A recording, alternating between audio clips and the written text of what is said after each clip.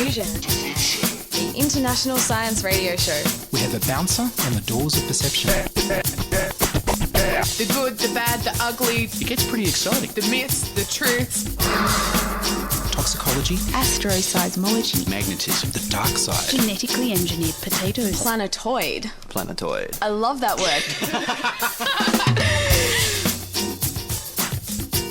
Hello and welcome to Diffusion. Sit back and relax while we volumise your brain with weird and wonderful science. I'm Ian Wolfe. On this edition we revisit the science of mistletoe, misbehaving octopuses, and medical Guess Who. But first, here's news of sarcasm detectors and four-dimensional displays.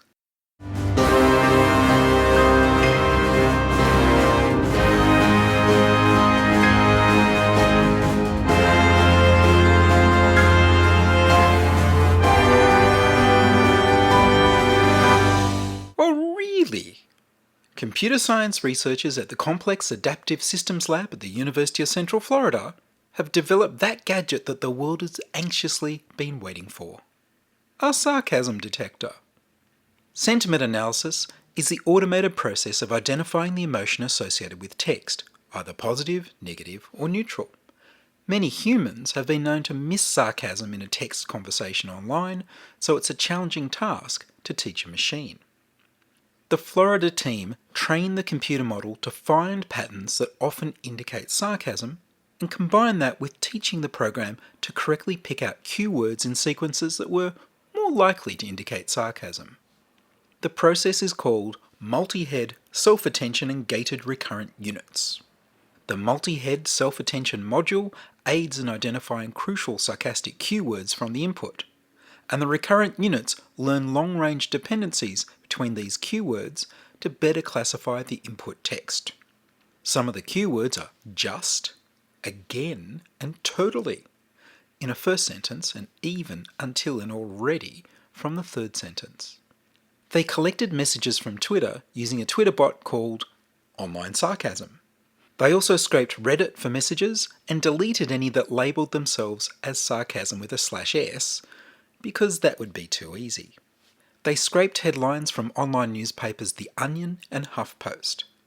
The Onion has sarcastic versions of current events, whereas HuffPost has what passes for real news headlines.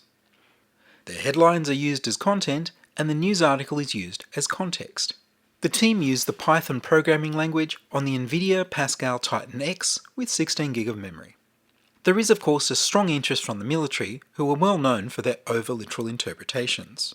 The University of Florida began working on this problem under a Defense Advanced Research Program Agency grant that supports the military organization's computational simulation of online social behavior program. The team suggests that outside of the military, the software could also help businesses understand feedback and criticism online. Or they could just hire a human. They also suggest that businesses could indulge in opinion mining to steal data that can be sold to marketers and election manipulators like Cambridge Analytica. And of course, they suggest it could detect cyberbullying and trolls.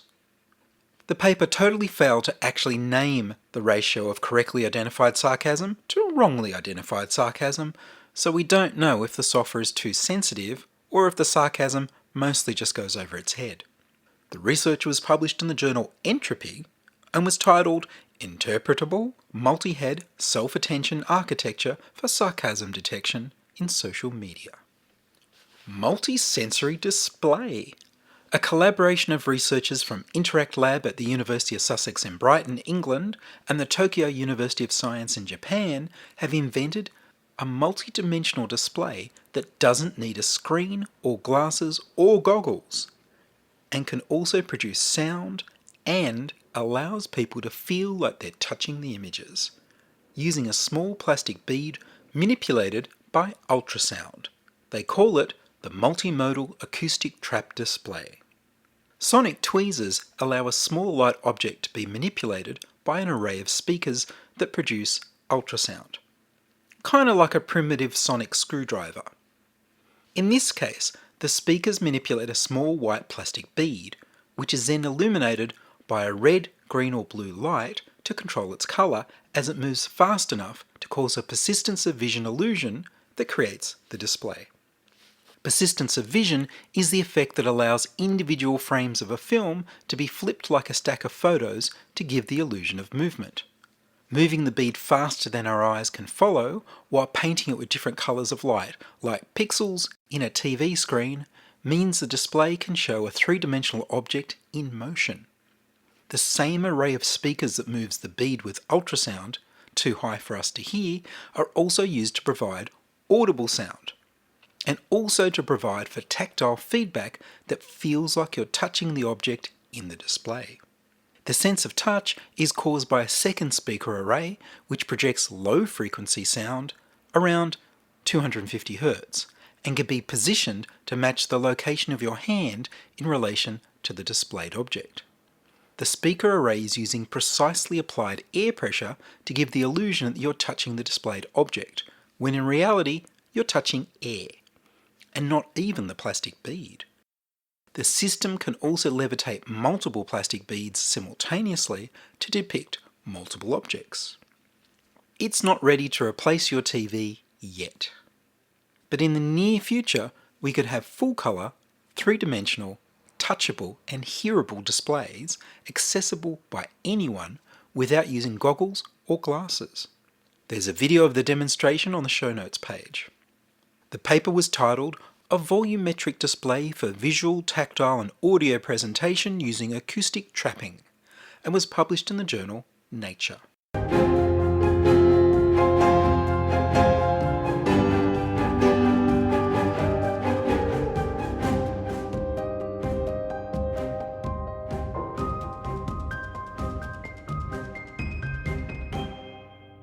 You're listening to Ian Wolfe on Diffusion Science Radio. Send emails to science@diffusionradio.com. We're brought to you across Australia on the Community Radio Network and podcast over the internet on www.diffusionradio.com. And from the 2008 archives, here's Patrick Ruby with the science of kissing under the mistletoe. The mistletoe is an evolutionary anti-villain. It's a bad boy, with a few redeeming traits that keeps us guessing. Nasty but necessary in the plant and animal world, therapeutic but also toxic in the human world, and yet for many of us it makes Christmas one of the sexiest holidays. Mistletoe is a word used to describe hemiparasitic plants that grow on trees and shrubs. They can be grouped into 5 massive families that grow in both temperate and tropical climates throughout the world. They are hemiparasites because they usually obtain water and minerals from their host, but have their own evergreen leaves that carry out some photosynthesis. So they do make a bit of energy for themselves. Mistletoes reproduce by flowering and producing fruit with seeds. Birds and insects pollinate the flowers. The plant then produces fruit. Once a bird has eaten the fruit, the seeds are released and contain a sticky outer coating called viscin. This helps them to stick to the branches of nearby trees and initiate the new invasion of a new host. Once it invades the new host and starts feeding off it, it starts to limit the host's growth and can actually kill its host in heavy infestations. Doesn't sound like a very nice plant so far, does it? Except for the birds and the bees, that is. So what are our bad boys' redeeming features? Some birds, such as the northern spotted owl and the marbled murrelet, nest in North American dwarf mistletoes. Scientific research published in the Science News in 2002 has shown that junipers that grow near mistletoes are more likely to have their fruit eaten by feeding birds. So it's a bit like hanging around a good-looking friend to improve your chances of picking up. And of course, mistletoes can be good for us too. The tradition of kissing under the mistletoe is thought to originate from Scandinavia. The mistletoe was considered a symbol of peace in ancient times, so if 2 enemies met each other under the mistletoe, they laid down their arms and agreed not to fight that day. The kissing part must have come later in history. Our current Christmassy mistletoes come in lots of shapes and sizes. The traditional Christmas decoration is the European mistletoe, Viscum album, from the Santalacea family. The North American mistletoe is Phoradendron serotinum, also from the Santalacea family. In Australia, we have 85 species of wild mistletoe from both the Loranthiacea and Santalacea families. The mistletoe was thought to be magical in Celtic times and was given to both animals and humans to treat various diseases. In the early 20th century, it was first noticed to have a positive effect on cancer patients. It is now used sometimes in Europe as an adjunct therapy to chemotherapy. Let's have a closer look at the medicines.org. European mistletoe seems to be the best for use in medicine. In other words, it's the least toxic. Laboratory experiments have shown that it might help kill fast-growing cancer cells. In clinical studies, injections of mistletoe have been shown to slow the progression of breast cancers, stomach cancers, and colon cancers. However, the evidence is still quite weak. So far, it doesn't seem to be that good in fighting cancers on its own. But when used with chemotherapy, it might help reduce side effects and improve general health. How does it work? Well, our ambiguous friend hasn't revealed all its secrets just yet. We know chemotherapy destroys growing cells. Cancer cells are cells that are no longer under our control.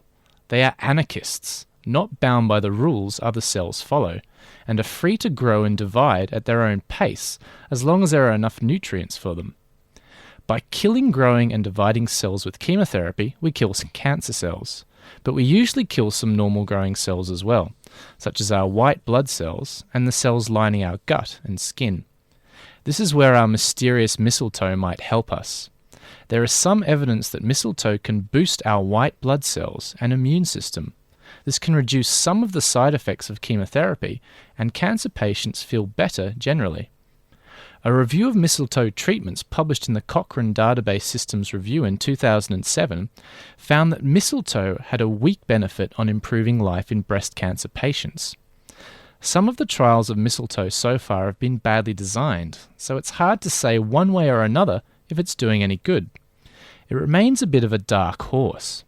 There are some trials which have shown that immune-boosting effects of mistletoe might help slow progression of HIV and hepatitis C when given in conjunction with normal antiviral therapies. When it comes to some of the side effects, our boy turns a little bad again. If you were to pick some unprocessed mistletoe and eat it, you could poison yourself. Mistletoes can make you vomit, give you diarrhea and stomach pain, and they can also make your blood pressure drop. Some of these side effects can still be experienced in the injectable preparations. In addition, mistletoe can cause miscarriages in pregnant women. So what is the final verdict on our famous vampire plant? Is it a tree-killing toxic pest, or a misunderstood moocher waiting to reveal its true colours? How good... Big thanks to Patrick Ruby for that Christmas kiss under the vampire plant. Was it good for you? Time to put on your thinking caps as, from 2008, Victoria Bond challenges your knowledge about diseases. And remember, 2008 is pre-COVID. So in this episode of Diffusion, we're going to be playing a little game called Who Am I?, where I will describe a disease and you'll guess which one it is. I'm Victoria Bond, and I'll be asking the questions, and my good friend Jamie Leclerc will be trying to guess the answers. You should try to guess as well, from wherever you are in your car commuting or listening at home. So, here we go. Okay. Number 1. I am the top infectious disease killer in developing countries. Now, we have a few choices. Is it A, malaria, B, lower respiratory diseases like pneumonia, C, tuberculosis, D, hepatitis B, or E, AIDS?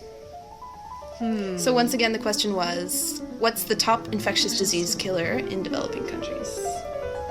So, I think a lot of people have tuberculosis, but I'm not sure that a lot of people die from it.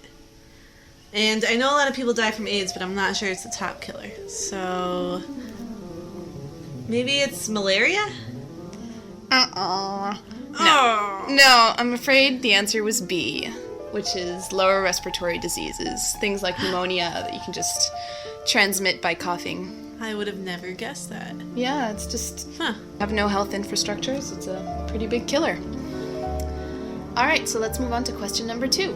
Yes. Question number 2. I am the most common infectious disease in the world. The one people get most often. Okay. Alright, so we have the same options as before.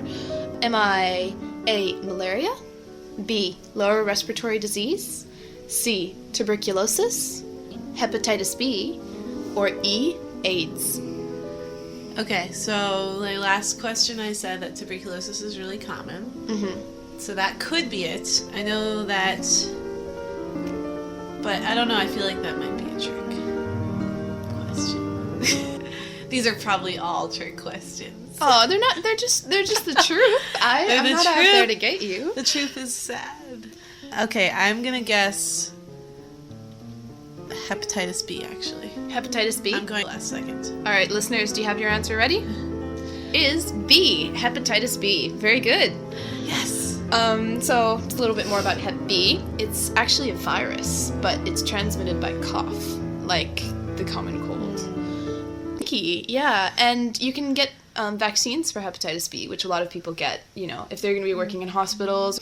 And one of the big baddies about Hep B is that it causes liver damage. So cirrhosis. Affects over 2 billion people worldwide, so that's over a third of the world's population has hepatitis B.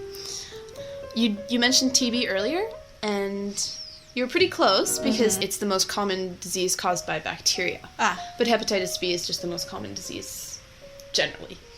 I'm glad I changed my answer at the last second. Excellent. They always say go with your gut instinct, but not this time. Not this time. So TB is really interesting because a lot of people have it, so 2 billion people, but only 10% of them actually have the symptoms. So, like coughing blood in the old Victorian movies. However, if you have AIDS, that 10% in a lifetime changes to 10% per year will develop symptoms. So it's So it compounds everything.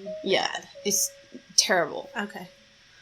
All right, so are you ready to move on to question number 3? Yep. All right, who am I? I am a parasite which lives in red blood cells. Is it A, malaria, B, lower respiratory infections, C, tuberculosis, D, Hep B, or E, AIDS? Well, to be honest, I only know this one because I know one is a parasite. I didn't quite know which one lives in the red blood cells, but I know that malaria is caused by a parasite. So is malaria your answer? Yes. Do you have your answer, listeners? All right. The answer is A, malaria. Very good. So yeah, malaria lives in the red blood cells. That's basically how it matures. And when it does that, it destroys them, which is what causes fevers and, all those bad symptoms. All right, now we're moving on to the last question. All right. So, I am a virus which infects cells of the immune system. So, is it malaria, lower respiratory infections, tuberculosis, hepatitis B, or AIDS? Well, assuming that AIDS stands for autoimmune deficiency syndrome, I'm going to go with AIDS. Very good.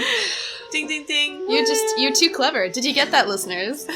So the answer is AIDS. And what AIDS does is it targets helper T cells, which are cells that help boost the immune response to common diseases. And so that's why people who have AIDS kind of develop these strange diseases that they should be able to throw off. And that's why tuberculosis just gets so much worse. Because they have no more immune system. Okay. What All was right. my score? I don't remember. I think you got 2. You got My 3. score was awesome. It was great. Yeah. How did you do? Woo! All right. Thank you, Victoria Bond. How did you do? And finally, from 2008, here I am talking about misbehaving octopuses. An octopus has caused havoc in his aquarium by performing juggling tricks using his fellow occupants, smashing rocks against the glass, and turning off the power by short-circuiting a lamp. Staff believe the octopus, called Otto, has been annoyed by the bright light shining into his aquarium and had discovered he could extinguish it by climbing onto the rim of his tank and squirting a jet of water in its direction. The short circuit had baffled electricians as well as staff at the Sea Star Aquarium in Coburg, Germany, so they decided to take shifts, sleeping on the floor to find out what caused the mysterious blackouts. A spokesman said it was a serious matter because it shorted the electricity supply to the whole aquarium, and that threatened the lives of the other animals when the water pumps ceased to work. It was the third night that they found out that it was Otto the octopus that was responsible for the chaos. They knew he was bored as the aquarium is closed for the winter, and at 2 feet 7 inches, Otto had discovered he was big enough to swing onto the edge of his tank and shoot out the 2,000-watt spotlight above him with a carefully directed jet of water. Director Alfred Kummer, who witnessed the act, said, "We've put the light a bit higher now, so he shouldn't be able to reach it, but Otto is constantly craving for attention and always comes up with new stunts, so we've realised we'll have to keep a more careful eye on him and also perhaps give him a few more toys to play with." Once we saw him juggling the hermit crabs in his tank. Another time he threw stones against the glass, damaging it, and from time to time he completely rearranges his tank to make it suit his own taste better, much to the distress of his fellow tank inhabitants. Now, what sort of toys might they give him?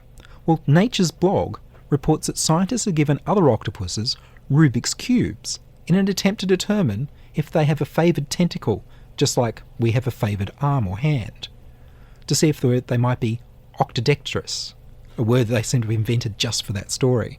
According to a number of British papers, around 25 octopuses at aquariums across Europe will be given toys, and visitors will be asked to record which arm they're using to play with them, using a diagram showing the arms as R1, R2, R3, R4, and L1, L2, L3, and L4. Octopuses have more than half their nerves in their arms and have been shown to partially think with their arms, says Claire Little of the Weymouth Sea Life Centre. Many animals have been shown to favour a certain arm, so we'll see if octopuses can be added to that list. She says the findings could help make life in captivity more pleasant for the animals. They're very susceptible to stress, so if they do have a favourite side to be fed on, it could reduce the risk to them. No one suggested that any of the octopuses might actually solve the Rubik's Cube, but there's a slim chance that they might. And now, here's Sky News presenter Tom Connell speaking with the Minister for Resources, Keith Pitt. Okay, so can you tell me though what size, for a 157 megawatt wind farm, what size battery do you need to make it dispatchable? Well, Tom, what I can tell you is that intermittent wind and solar that's a basic question. Is not dispatchable. But it is with a battery if it's big enough. Well, I've made a decision based on what was... Yeah, but hang on, but that's just a basic question. I know you've got an engineering background. Solar or wind is not dispatchable unless it has a battery. That's true, right? Depending on the size of the battery. Well, unless it's got other sources. It could be hybrid, it could be gas, it could be tied up with a hydro, it could be pumped hydro. There's any number of combinations. Battery. Could be diesel. Could be battery. It could be any number of things. But it could be a battery.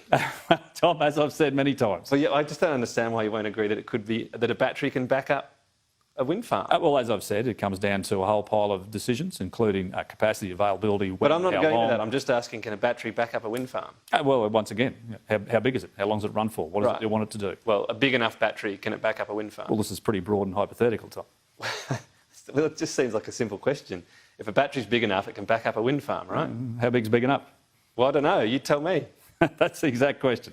Okay, all right, we'll move on. And now, Prime Minister Scott Morrison, followed by the Deputy Prime Minister Barnaby Joyce. We're here today to announce that we're announcing here today the announcement that we're announcing all of the announced measures of this announcement on the basis of the announcement we have made today.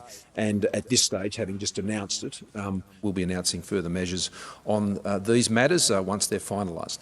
I want to make sure that where we end up is a position, if it's going forward, that takes our people not backwards, that takes them forward. That is so vitally important.